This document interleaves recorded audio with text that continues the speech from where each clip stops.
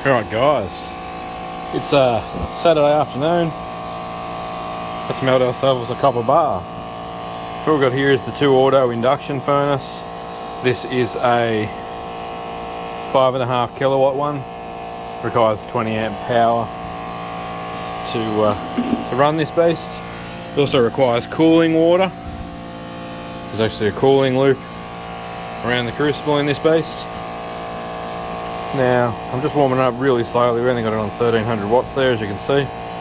Warming it up real slow because there'll be moisture inside of these parts here, these two moulds and the piece of copper that's inside. Everything will have a bit of moisture in it, so we're just kind of warming it up gently. The dust really helps when things want to like melt to the table there. So you want to remember, even at this stage, to not handle anything by hand. We'll just heat these up with the mat gas before we get ready for a pour. Okay, in this big grey one here we've got some copper shavings. Go ahead and throw them straight in. Get all that out. And we're about to crank it up. Yep, they're nice and warm, which is good. So, when you're ready, you just go and dial her up. Got 3,500 watts on the clock. And we'll watch this beast heat up. It's already starting to glow in the bottom of there, just. See that? Yeah, you can see that. Right, so what we'll be feeding it today, we have copper granules from the granulator. This is a bit contaminated with tinned copper. So whenever I got tin copper contamination, I keep it aside, and this is what we use it for. We'll melt it into some bars. Alright, so I'll load a quantity of this in there. Get it nice and hot. I've actually got this cool little shovel. I 3D printed this cool little shovel.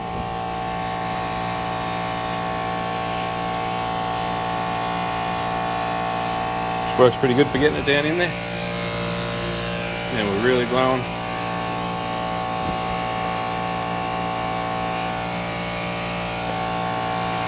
So my shed's nice and open. You wouldn't actually want to do this in an enclosed space,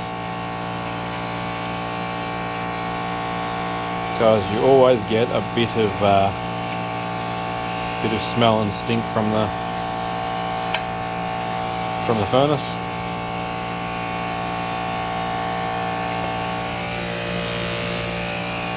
Alright, we'll go set up a steel container, if I've got one somewhere, for some water to cool these off with. They will air cool pretty cleanly. We're pulling 3.5 kilowatts. It states. It's my meter verify, 74. Got 227 volts coming in. There is it. 15 amps, 16 amps. Yeah, 3.6, so that includes one of my high bays.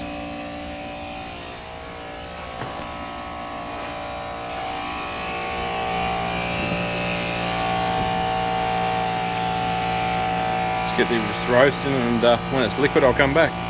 I've also got these cool little copper pebbles that are good to throw in there before you get to the state of molten. They're bits of copper radiator from the hammer mill.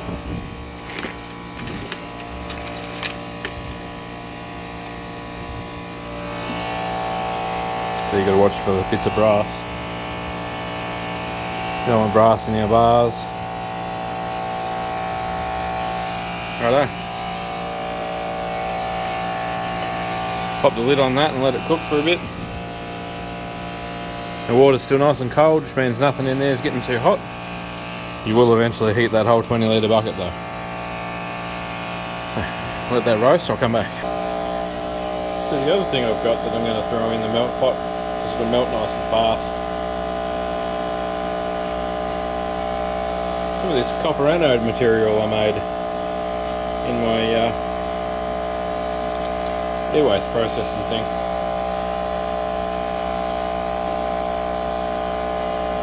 It's like a bit thicker than paper. And crush it into quite easy pieces to put in the crucible. Voila. A little torch.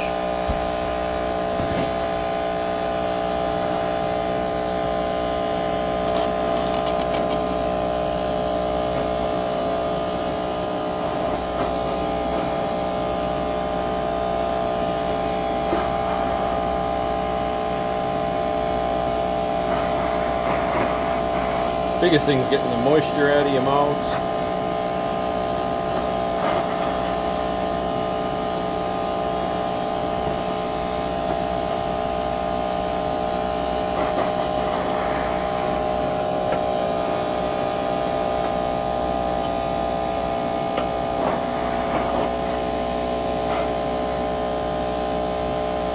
These are a great cheap solution, these things.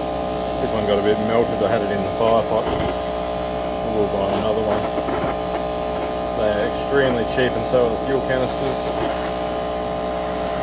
I've used them for all kinds of things, including heating up to melt, not to melt, to bend stainless steel sheets and stuff like that.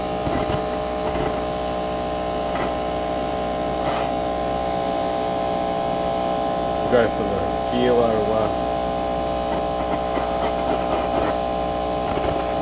mold first, and then we'll probably put it back in and go straight for melting another kilo, I reckon. But if we have more in the pot than I expect, we'll move over to one of these two.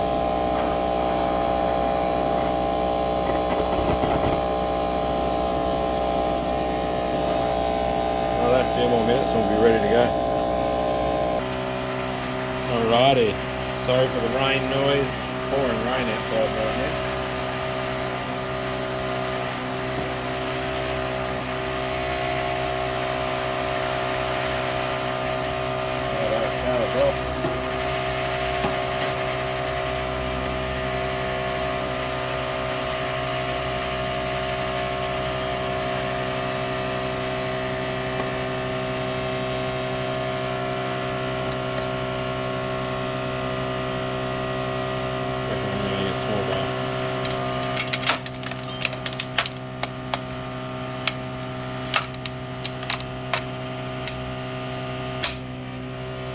Roasted it, that must have been porcelain.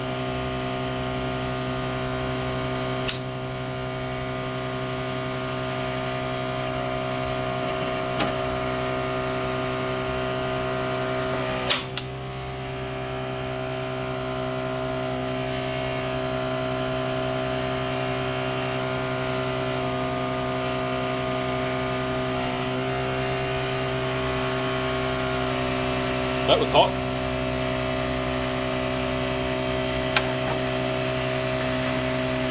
Put that lid back on the crucible and let it cool down slowly.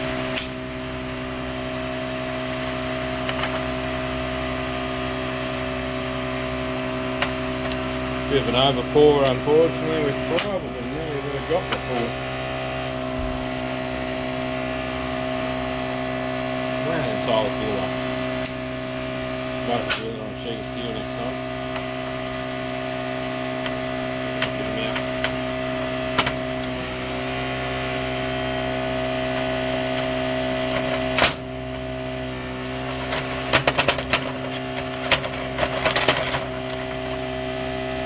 There you go. See a buddy out first. That's a little one.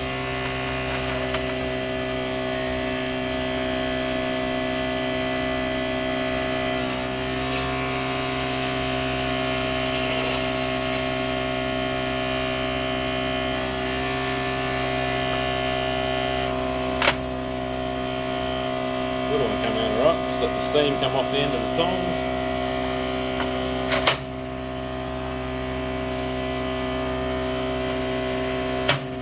There we go.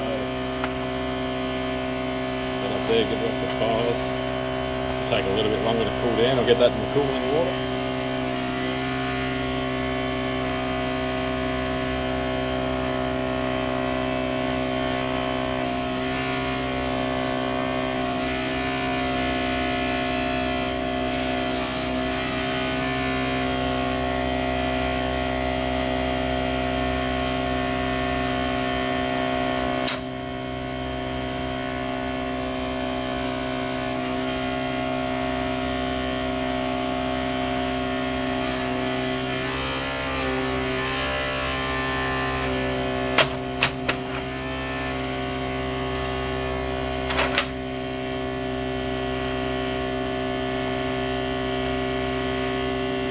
There we have it.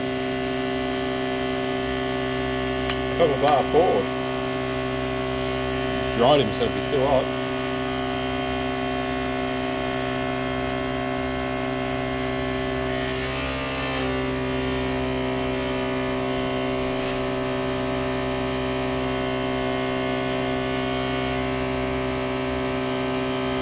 That one will clean up okay.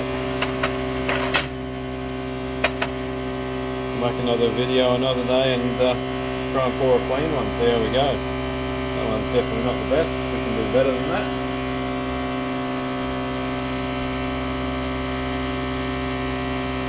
See what happens next time, but yeah, that's the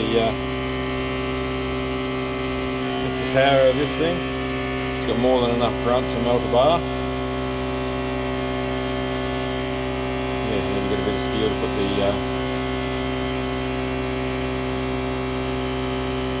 melt piece in there.